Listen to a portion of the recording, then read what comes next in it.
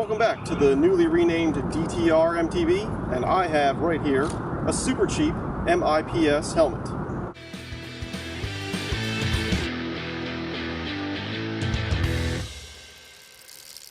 So before I go into any details on that helmet, I'm going to go through a quick recap of my helmet history. The first bike helmet I had wasn't even a bike helmet, it was an old skate helmet, Pro Tech, that I had from back in my skateboarding days.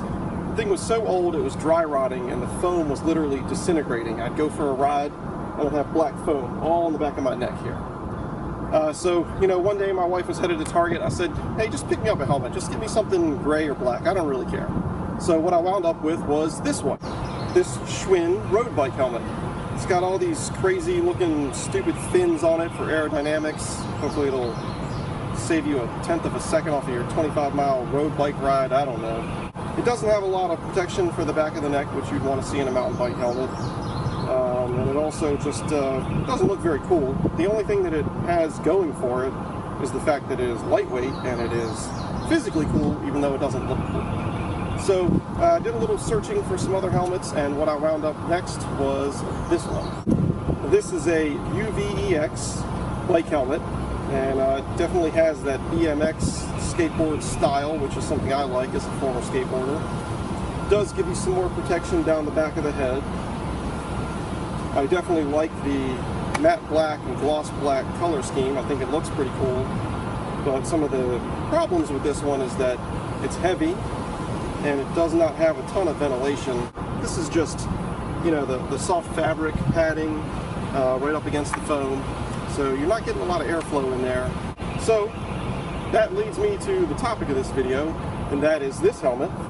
This is a Bell Revolution, and it actually came from Walmart. It cost only $25, and all that sounds pretty average for Walmart, but what makes this helmet stand out is that it is an MIPS helmet.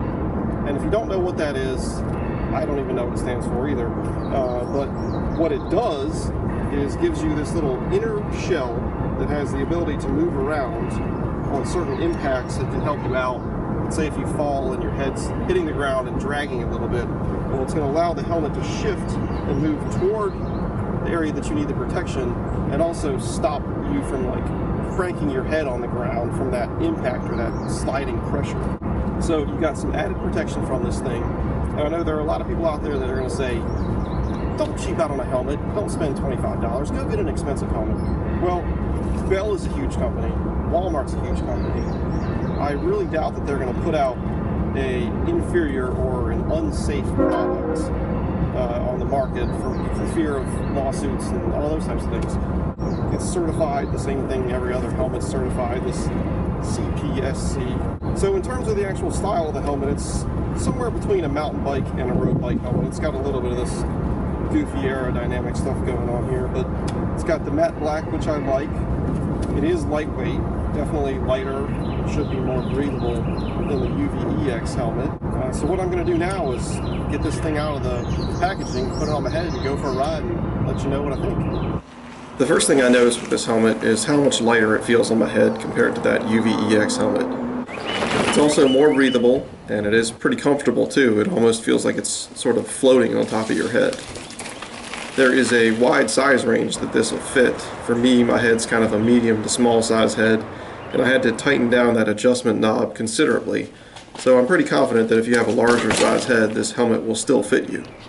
As with any budget product, there are going to be a few downsides. It took me a few tries to actually get the chin strap adjustment to stay where I set it.